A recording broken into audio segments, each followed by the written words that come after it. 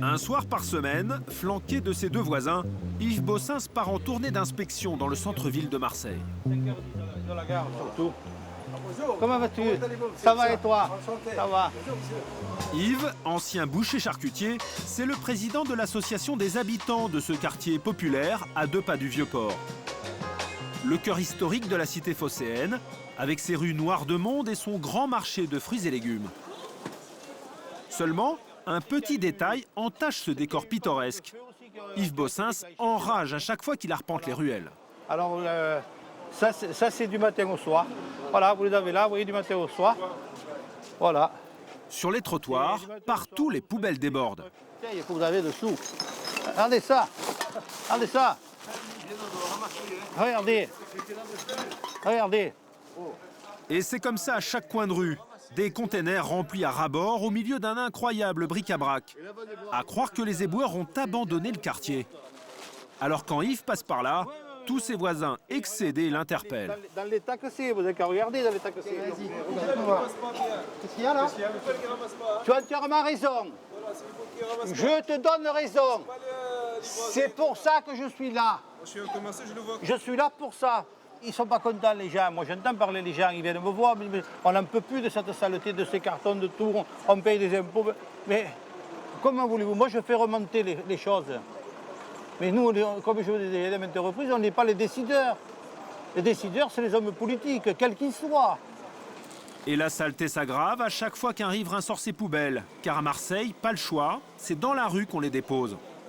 Un problème dont les voisins de M. Bossins se plaignent régulièrement. Oh, attendez-vous, ça va?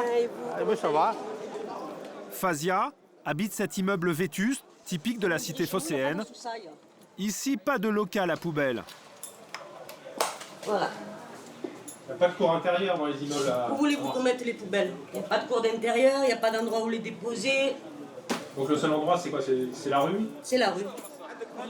Résultat, au fil de la journée, des montagnes d'ordures s'accumulent dans les rues. Les poubelles ont toujours fait partie du paysage à Marseille. Et pourtant, ses habitants y mettent le prix pour s'en débarrasser. La cité phocéenne est l'une des villes les plus sales du pays. Et pourtant, les Marseillais devraient en avoir pour leur argent. À Marseille, la taxe sur les ordures ménagères est la plus chère de France, 149 € par habitant. Même les Parisiens payent moins, avec 144 €. À Lyon, la taxe est carrément 2 fois moins chère, 70 € seulement. Une situation paradoxale qui s'expliquerait par le poids d'une organisation incontournable à Marseille, Force ouvrière. Un syndicat que certains accusent d'imposer sa loi. Ce serait un État dans l'État qui, pour défendre ses avantages, brandirait à tout moment la menace d'une grève monstre, comme celle de 2009. En quelques jours seulement, Marseille s'était transformée en décharge à ciel ouvert. Il y a des rats, il y a tout. À cause de cette merde-là. Voilà. Des conditions de travail très avantageuses des éboueurs marseillais, au fonctionnement du syndicat FO qui gère le traitement des ordures en coulisses. Plongé dans les rues de Marseille, au cœur des poubelles les plus chères de France.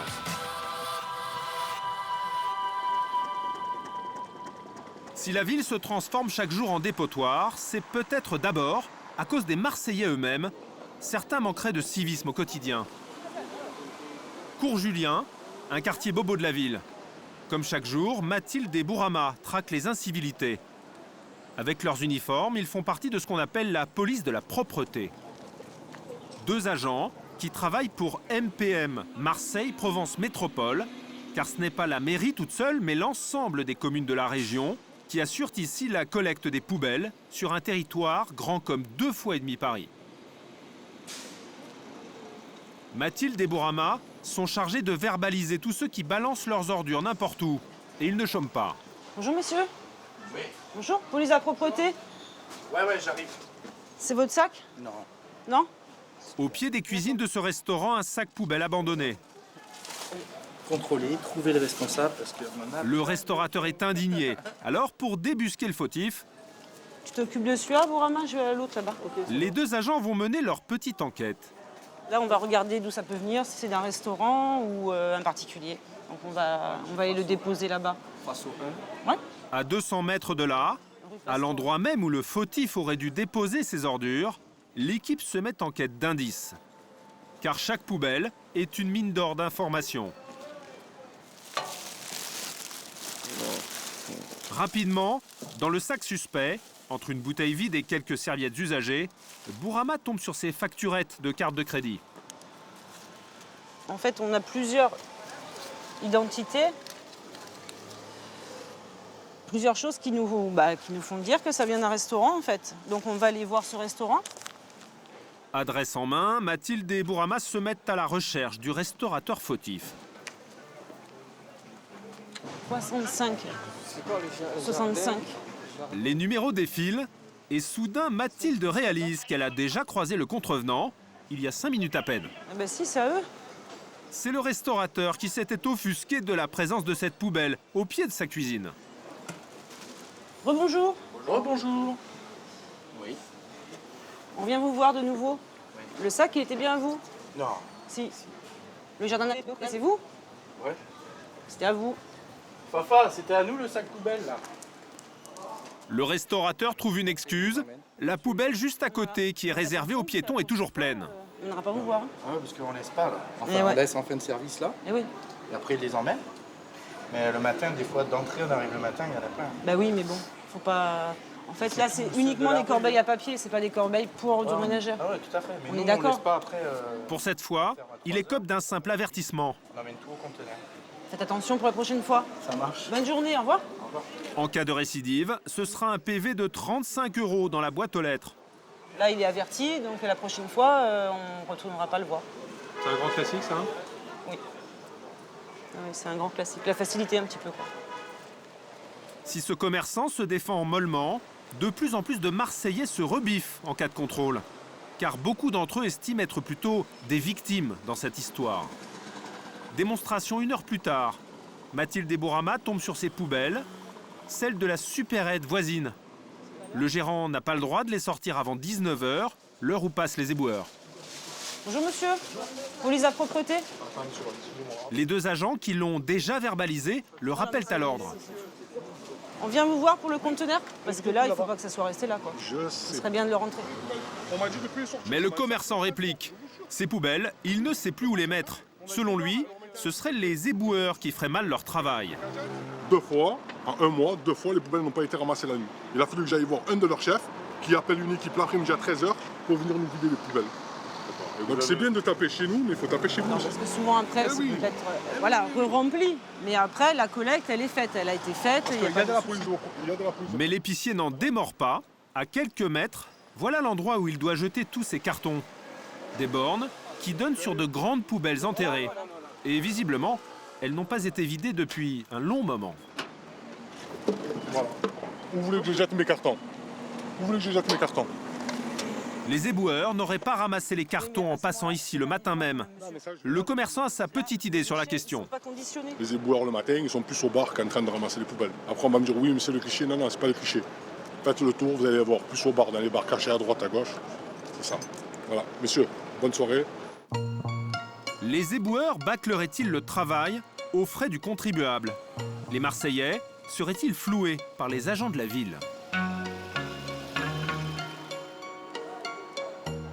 Pourtant, chaque nuit à Marseille, en apparence, c'est le branle-bas de combat pour les 1200 fonctionnaires de la propreté.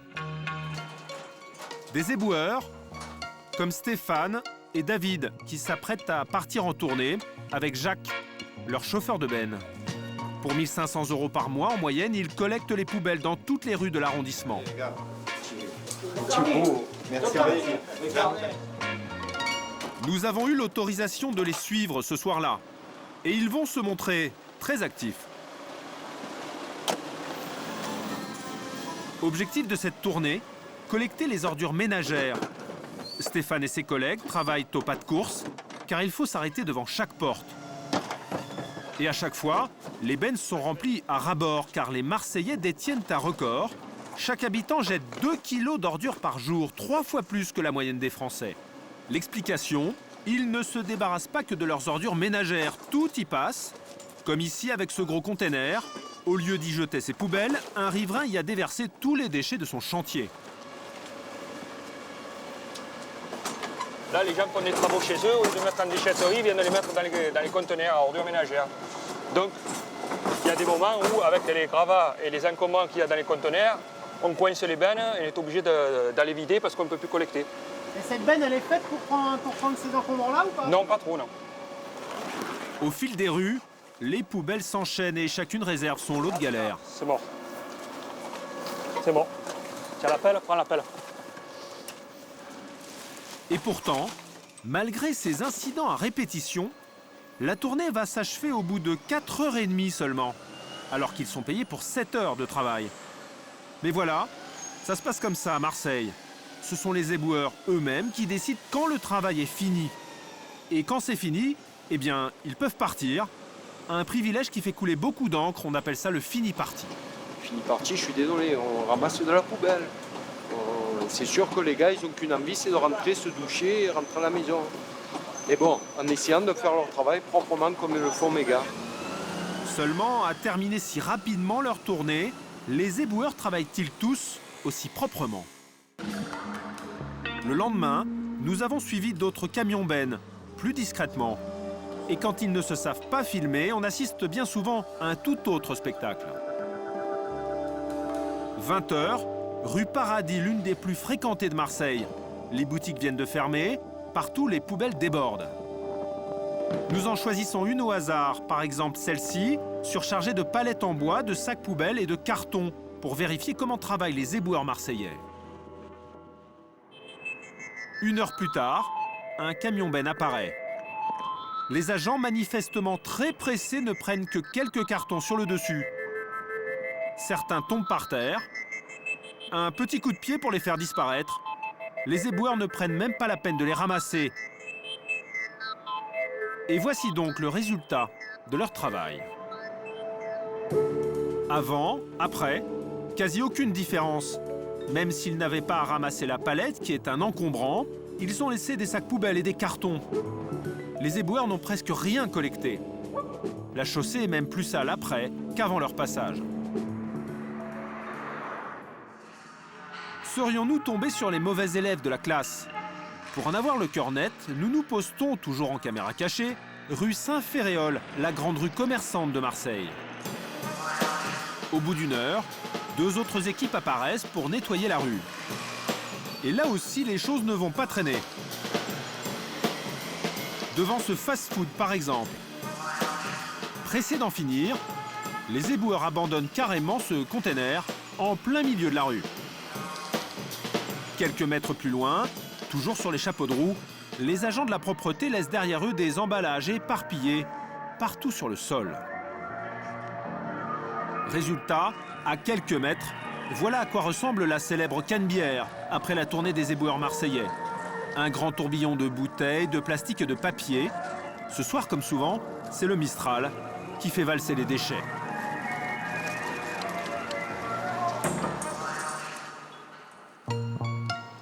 Devant ce spectacle, les Marseillais sont furieux. Alors la direction de la propreté a mis en place une surveillance des éboueurs.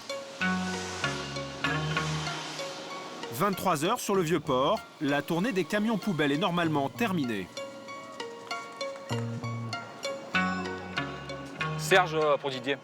Didier entre en action pour vérifier le travail de ses collègues.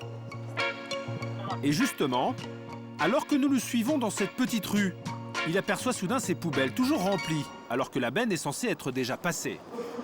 Aussitôt, Didier appelle les éboueurs pour leur demander des comptes. La 107 pour le premier.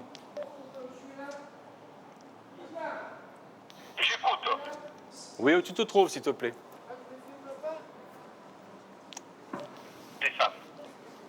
Ça va, ok. Ben là, ils ont été vidés. Ils ont été vidés et ils redescendent. Le camion serait à l'autre bout de la ville en train de vider sa benne à la décharge. Mais pas question de lâcher le morceau. Pour s'assurer que ses collègues éboueurs vont bien repasser, Didier va patienter une petite demi-heure.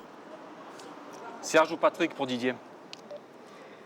Quelques minutes plus tard, les éboueurs arrivent enfin pour collecter ces poubelles sous le contrôle de Didier. Ça va au niveau de la... Ça, je pense pas. Au niveau de la tournée, tu t'en es rappelé ou pas? Ça va? D'après les éboueurs, leur camion était trop chargé pour collecter ces poubelles. Mais ce type d'incident peut-il s'expliquer pour d'autres raisons?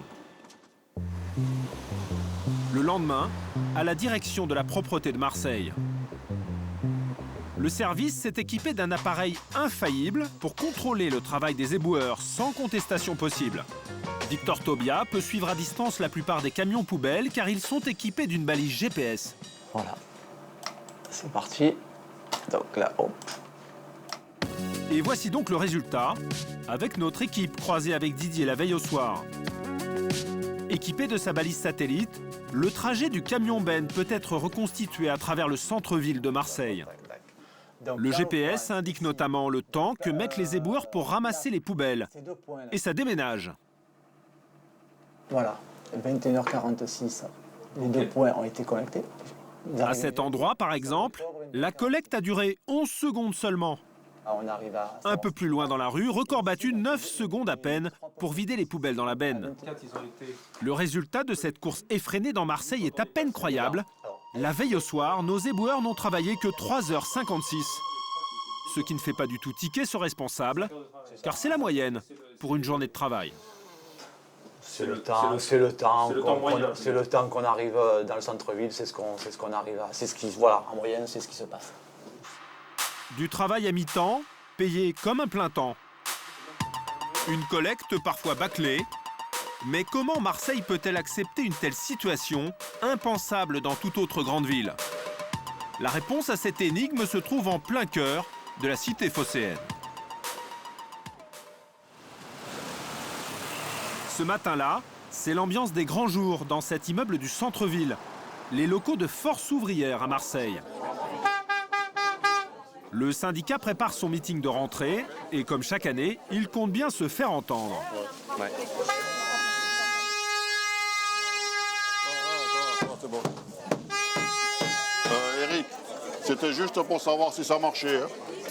Le patron ici, c'est Patrick Ruet, un ancien jardinier municipal. Incontournable à Marseille avec ses 6500 militants, tous rompus à l'action syndicale. On est là. Ben oui, là, on est là. Alors, vous prenez les t-shirts, ou rouge ou bleu, pour qu'on vous identifie sur les écoles. Récupérez la banderole aussi, et vous y allez bonne heure, parce qu'on veut être devant, comme d'habitude. Hein. À Marseille, le syndicat détient un record. Sur les 15 500 fonctionnaires employés par la mairie et MPM, la communauté de communes, plus de 40% sont encartés chez FO. Un cas unique en France. Une présence écrasante dans toutes les administrations, au sein des écoles, de la police municipale ou encore des crèches. Alors les crèches, ça va? Autant de services publics où rien ne peut se décider sans le syndicat, capable de mobiliser sur le terrain et en très peu de temps ses petites mains, mais aussi ses gros bras. Ça, c'est les forces vives alors. Voilà, ceux qui sont derrière la benne, ceux qui balayent, ceux qui font leur possible pour rendre Marseille propre avec toutes les difficultés qu'on rencontre. Un syndicat tellement puissant ici que pour tenir son meeting de rentrée, le grand patron national de FO, Jean-Claude Mailly, a choisi Marseille. Salut, ça va? La mainmise de Force ouvrière sur l'emploi public local, c'est le résultat d'un pacte politique conclu il y a tout juste 60 ans. T'es obligé. Nous sommes en 1953. Gaston Defferre, farouche anticommuniste, devient maire de Marseille. La ville est alors entourée de bastions rouges et la CGT qui contrôle le port multiplie les grèves. Au 25e jour du conflit qui oppose les dockers de Marseille aux entrepreneurs de manutention, les pourparlers succèdent aux réunions et l'on espère toujours aboutir à un accord. Face à ce qu'il pense être un péril rouge, Defferre fait un choix radical. Donner les clés de la ville à une jeune organisation tout juste créée, Force ouvrière. Le syndicat promet de contenir tous les mouvements sociaux. En échange, FO obtient la haute main sur toutes les embauches. Defferre leur accorde aussi le fameux fini parti. En moins de 10 ans, la CGT est balayée. Dans la cité phocéenne, FO devient ultra majoritaire.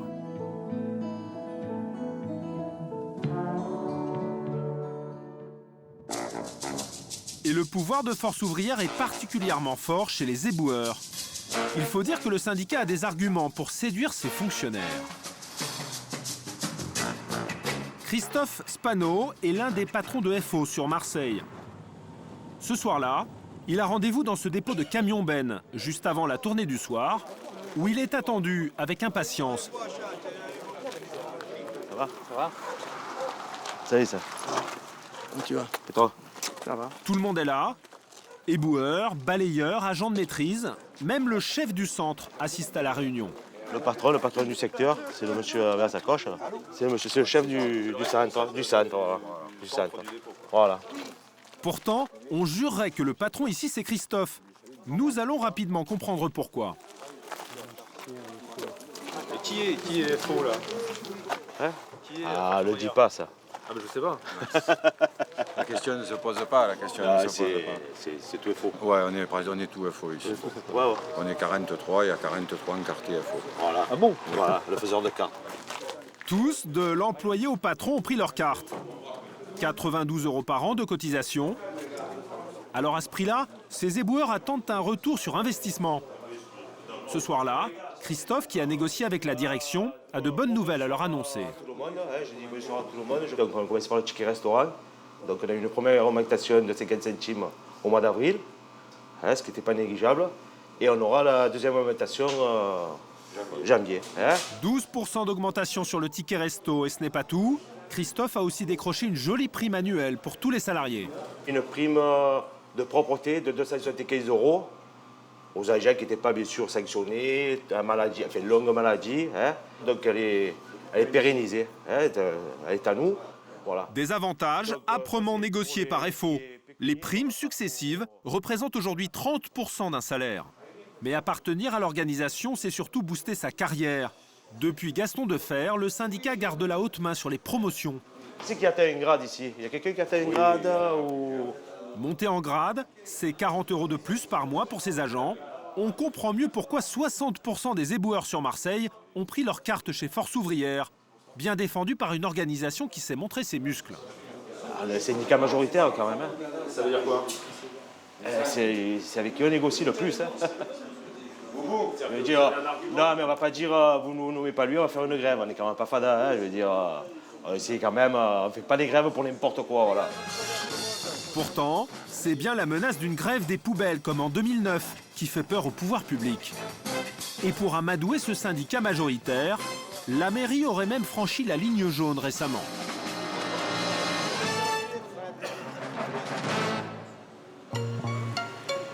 C'est la Chambre régionale des comptes qui a sorti l'affaire dans son dernier rapport. La ville aurait rénové cet immeuble au profit de Force Ouvrière. 620 mètres carrés de bureaux, le nouveau siège du syndicat en plein centre-ville. Une opération pointée du doigt par les magistrats. Selon eux, la possibilité d'aménager des locaux uniquement dans le but de satisfaire des besoins propres à un syndicat n'est pas prévue par le Code des collectivités.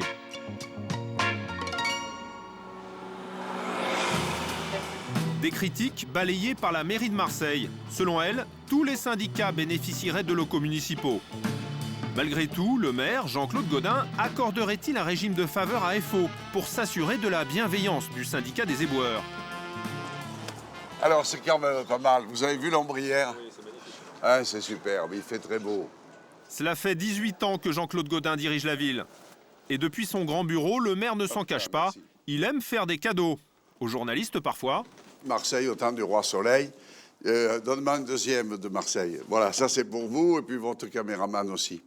Mais surtout au syndicat majoritaire chez les éboueurs. Très bien. Voilà, cher ami, ça c'est pour vous aussi. Ah, il y a une légende ici. Laquelle? La légende, vous la connaissez, c'est de dire on co-gère la ville de Marseille avec Force Ouvrière. Alors on me le reproche.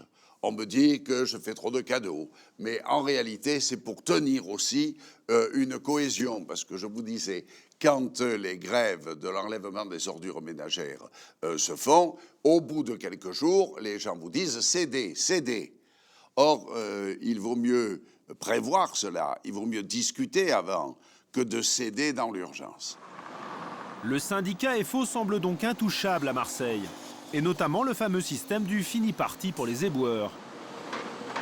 Face à cette situation, une commune de la banlieue de Marseille, Allo, a décidé de réagir. C'est une jolie bourgade, typiquement provençale, nichée au cœur des collines décrites dans les romans de Pagnol. Marcel Assaïn est chargé de la propreté sur la commune. Et au premier coup d'œil, rien à voir avec le centre-ville de Marseille. Sur la place de l'église, pas un seul détritus. Et dans les rues du centre historique d'Allo, aucune décharge sauvage. Pour parvenir à ce résultat, Marcel Assaïn a créé une équipe de choc. Messieurs, bonjour. Ça va? Très bien, je dis bonjour un ou deux, c'est bon, baisse ton casque, je peux pas. Ces 4 jeunes gens avec leurs scooters vont partir en mission spéciale. Tous les deux, on va partir vers la Punche. Hein? Comme ses 3 camarades, ce jeune homme va maintenant se lancer dans une étonnante filature dans les rues d'Allo. Il prend en chasse les éboueurs marseillais qui sont justement en train de terminer leur tournée de ramassage. Mais ce n'est pas exactement leur camion benne qu'il poursuit, il vient simplement terminer le travail. Ils n'ont pas pris le temps de ramasser là, les éboueurs, hein, monsieur Assaïn. Effectivement. Effectivement, il reste un petit peu de détritus autour du conteneur, je dirais. Comme souvent, en allant un peu trop vite, les éboueurs ont vidé les poubelles en laissant des déchets un peu partout. Le jeune homme va passer derrière en prenant même le temps de trier. Après, tout ce qui est ordures ménagères, je jette. Donc vous faites le tri sélectif, c'est vous qui le faites? Voilà, là c'est moi qui le fais, là, pour la peine. Et là, pas question de bâcler. Cet agent municipal est payé au SMIC pour travailler 35 heures par semaine, 7 heures par jour. Contrairement aux éboueurs, pas de privilège. Non, il ne fait pas le fini-parti, ni personne donc à la mairie d'Allo ne fait le fini-parti. Et pourquoi? C'est une question d'avoir une présence à la journée sur la commune. 7 heures par jour. 7 heures par jour à ramasser jusqu'au moindre détritus. Seulement, les riverains ont dû mettre la main à la poche. En plus de la taxe d'ordures ménagères qu'ils payent, comme chaque Marseillais, l'opération coûte 12 € de plus par an à chaque habitant. C'est à ce prix-là que les trottoirs d'Allo sont devenus les plus propres de toute la région de Marseille.